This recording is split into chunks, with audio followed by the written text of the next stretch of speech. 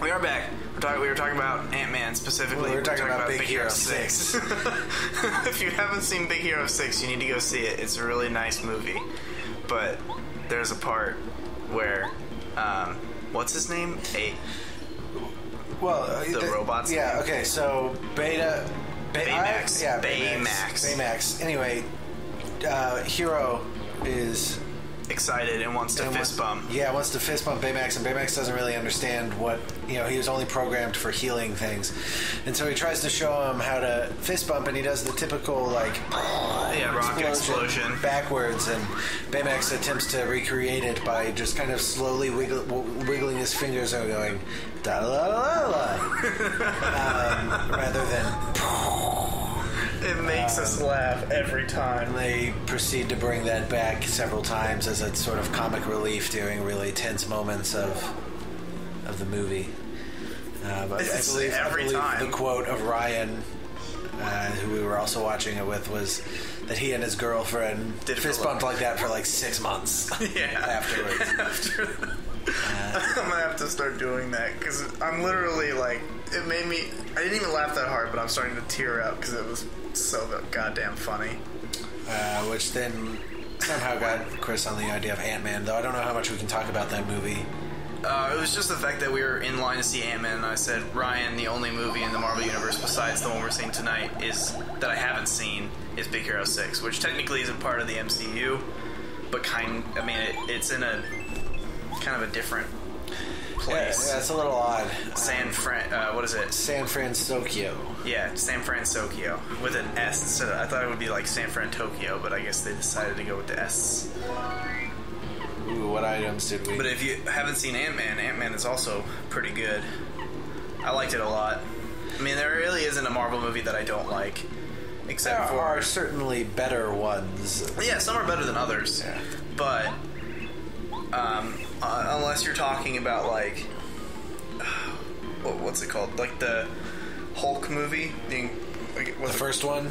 Or the second reboot. The one they use as canon was just all right. Yeah, that was the one where instead of Mark Ruffalo. Yeah, it's not even really counted as canon. It's just counted as oh yeah, there was a Hulk and he rampaged through some stuff. Right. Because the plot of that movie was if his heart rate got above a specific per minute, then he would turn. But they never referenced that in any of the MCU. They really just used they decided. I guess they just were we're not going to do another origin because there've already been 2 in the past 3 years. Well, and they got kind of stuck on that with, stuck doing that with trying to recreate it. Yeah, well, we've had 3 Spider-Man here. We're getting our 3rd Spider-Man. We're getting our 3rd Batman. Yeah. In recent years, we got new X-Men. What I think is really and each of those has kind of taken on its own thing. This new Batman is kind of now that they've decided to start their own DC universe. Yeah, right. DCCU. Since they're doing that, they're kind of they need something to go off of, and I don't think they wanted to use the Dark Knight, because I bet they couldn't get the rights from Christopher Nolan or something. Well, and there was just so much by the time you get to the 3rd movie, that meant they couldn't use the Joker without redoing a lot of that. They couldn't use Bane. They couldn't use. Yeah, they can't even really use if they wanted to use Robin, they'd have to use. They don't have to use Joseph Gordon-Levitt. Yeah, that was not that. That was an Easter egg name. It wasn't really saying that he was. Yeah.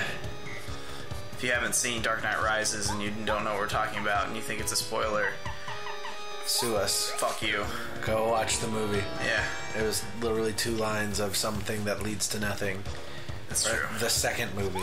I don't know if you've seen this, but there was an image that went around for a little bit in the past week or so of the different Jokers in the different cinematic Batman movies. Yeah. Where it's the clown, the gangster, the anarchist, the psychopath, and those are there was the original Joker from I think the Adam West TV show, and then there was Jack Nicholson's Joker, and then Heath Ledger, and then can't remember his name.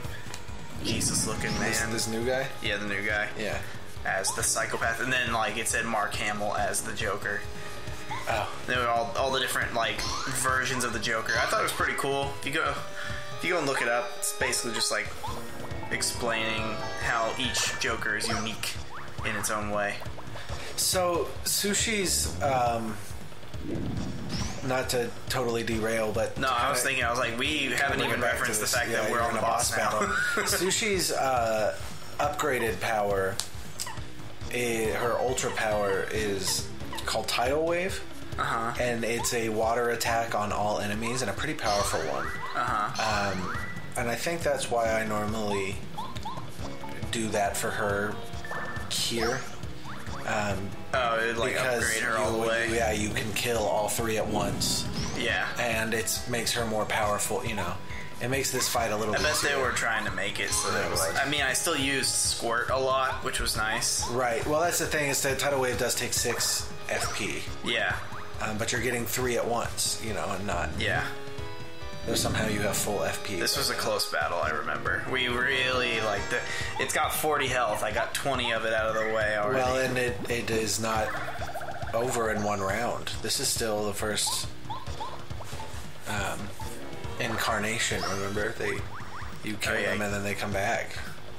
Yeah, this was a long battle. I'm also really bad at those action commands.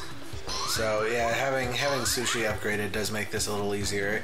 If any of you are out there trying to figure out the best strategies for... And this is the one episode where we actually talk about strategy. Yeah, whatever. You got a question about Paper Mario 64 strategy? Hit me up on Twitter at Kevlar Cola. You know. That's what I was gonna say. Use Twitter. That would be a little weird if that happened. But yeah, I'd help, I guess. We did it. This game's like... gonna get all this experience. You think you did it. This game's like 20 years old now, and that's not actually 20. Probably 16 years old, and all the information is on the internet. Wow. Yeah, this is where Tidal Wave would have... helped a lot now that they're fire types. Helped quite a bit. You can't figure out what to do. And you never tattled on those lava buds. I did it, though. Now I wonder if there's a spot in your tattle log. Or is the tattle log only in Thousand Year Door? It might be. Of, like, actually being able to go and look at? Yeah. I mean, honestly, am I gonna go look at it? All I need to really know is what their health is during a battle. Well, in that case, you use Peekaboo. But I guess you're saving 6 BP this way. And you have a...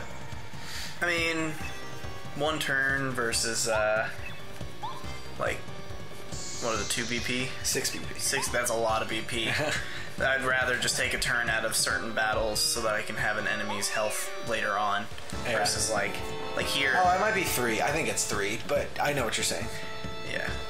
For me, it's easier. And I remember I had tattled on the middle one, and I didn't do the other 2, and I kind of mentioned it, and then... Yeah. Doesn't really matter. I keep wanting to ask you to pause to check things, and you are not actually in. No, this is just a video. You failed to... I got 2 of them. Failed to stop that lava bud. Squirt him. Oh, I missed that one by 1 bar. Uh-oh, he's coming back. I wonder if he, like, can sprout flames, or if he, like, covers himself in something and then lights himself on fire. Yeah, he might. I mean... These things come to my mind occasionally. Because I know there was a... Oh yeah, I was like, where have I heard that before? I was thinking of How to Train Your Dragon. The can't remember what type of dragon it was, but it was a dragon that likes to light itself on fire. Yeah, that's... I do know what dragon you're talking about. How to Train Your Dragon has gotten more, like... work than more little spin-offs and things than I ever thought it did and deserved. There's a lot of two movies are good. No, but there's more than just the two movies. And there's Netflix. There was a Disney TV show that failed, I guess. Yeah, it did, but there's more than that. And now there's the Netflix. Yeah, that's which a lot. Yeah, 2 TV shows in the course of 2 years. But I think there's also a Netflix movie, an only Netflix in that universe. Really? Movie, I think so. It's already out? Yeah, I think it's just around more adventures of Hiccup and Toothless that don't really matter. Oh no. It's possible that I'm wrong. Can we make it? I think I explained to you how to do it here. Can we win? I think I gave you the idea, but we made it. And looks like we made it. Looks like we made it. It's 2 different songs, one of which is country, and the other one is, I don't know. I don't even know what the rest is that your song sounds like. I was thinking of I don't even remember who sings it. Country Star, the one that I did. Yeah. Shania Twain. It's the only female country singer I can think of at the moment. And Kelly Clarkson, or definitely not Kelly Clarkson. He was older than Kelly Clarkson. Reba McEntire. Could definitely be Reba McEntire. And squirt, and I win. Yay! Or that Flaily arms. That annoying Gretchen. It might be Gretchen Williamson. I can't think of her last name. Let's see. The really trashy, I ain't no redneck woman, or I'm a redneck woman, I ain't no high class broad. Just wrote a song about how trashy she was. Well, yours is Barry Manilow, apparently. Oh yeah. Okay, I think I figured this out. Yep, Shania Twain, you're still the one. I'm on point today. That was a total guess. You should celebrate by getting a Star Spirit. I will. This is Glamour. No. No? No, this is Miss Star. Miss Star. Wait, why Miss? Because she's a woman. Because it's a woman? Yeah. I thought it was she's glamorous. No, I guess we already have Mamar. We do have Mamar. Now I don't know when you stopped this, and I have a feeling we just went kind of straight into the next episode. Well, we're gonna go into the next episode at some point. Time on replay. That sounds really weird. That was the weirdest. But this is the end of the episode. We've reached that point. So next time, we'll see you later. Bye. Boop. Oh wait, no, we're not. They were still running to do. I assumed that we would. We did it when we switched over to Peach. Oh, did we? We're still going. We're still going. Oh gosh. I'm sorry. I apologize for everything I just did. I regret it all. I booped way too early. That's okay. We'll have plenty of boops later. I'm gonna take that boop back.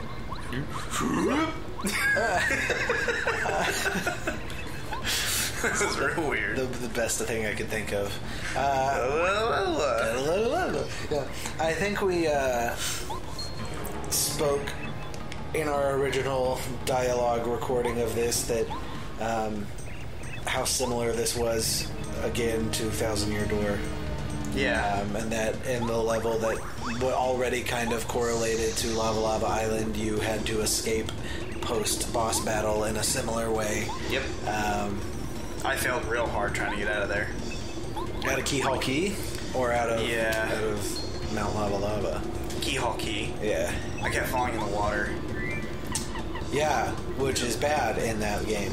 You can't really do it in this one. What? You can't really fall. If you fall in the lava, will you die? No. The lava you can do it, but there's not a lot of water you can fall into in this game because it's not a. That's one of the things they did do differently is the water is a type of terrain that you can traverse. It's a hazard. Well, it's a hazard and it's something you can move across once you can fold up into a little boat. So sad for Colorado. They made it a part of the. His head is so close to that lava. He's gonna die. He was certainly his face melted off. Unless the physics in this world are a little. Lava isn't that hot. Lava, yeah, no, it is. I know it is. It's like apparently. Okay, so now next time on Replay, bye.